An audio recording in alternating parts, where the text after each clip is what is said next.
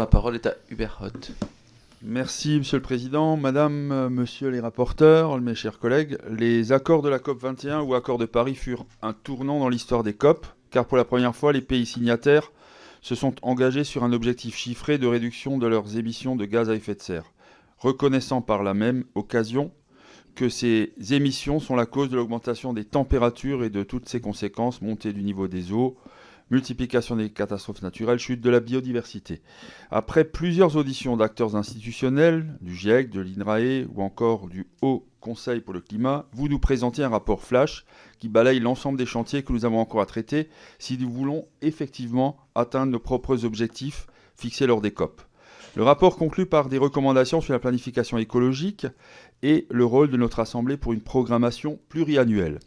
Dans votre analyse, comme dans vos recommandations, je voudrais vous questionner sur la nécessité d'une méthode unique de calcul des émissions de gaz à effet de serre, mais plus largement sur l'intégration des coûts carbone dans nos indicateurs économiques. Vous recommandez donc de mettre en place un indicateur vert, notamment pour les collectivités. Pourriez-vous nous préciser les bases de cet indicateur vert ? Il faudra en effet aligner les moyens régionaux sur les engagements nationaux et pour y parvenir, une redéfinition de nos indicateurs est incontournable pour qu'ils intègrent les coûts carbone et d'abord à l'échelle nationale. À l'image du rapport Stiglitz de 2009 qui proposait un indicateur plus approprié que le PIB, n'est-il pas désormais urgent d'aller plus loin en intégrant pleinement le bilan carbone dans l'indicateur économique de manière universelle ? Merci. Sur la quatrième intervention de notre collègue Hubert Hott sur la question des indicateurs verts, c'est une proposition qui est issue de nos auditions avec les acteurs locaux et notamment les représentants de l'ADF et de l'AMRF.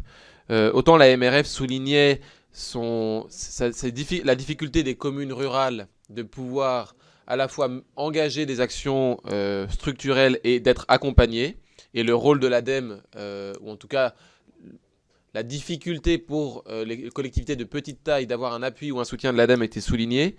Et pour la question de l'ADF, le président de la Haute-Vienne que nous avons auditionné nous expliquait que dans son département, ils avaient mis en place des indicateurs verts de suivi, notamment en matière de décarbonation des bâtiments publics. Et donc c'est sur la base de sa proposition que nous avons formulé celle de la création d'indicateurs verts pour l'ensemble des collectivités afin qu'elles puissent suivre sur le long terme et moyen long terme la baisse de leurs émissions de gaz à effet de serre.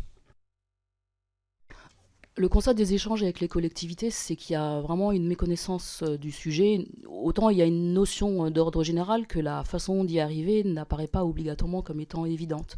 Donc la mise en place d'indicateurs qui leur permettraient de savoir où aller et qu'est-ce qui leur permettrait de progresser serait une plus-value. Et ça passe bien évidemment par une évaluation, on va dire, à la fois des investissements qui peuvent être réalisés et des choix qui peuvent être faits en matière de fonctionnement. Mais il me semble que, étant donné l'étendue, on va dire, des missions des collectivités locales, ça mériterait probablement une mission en tant que telle.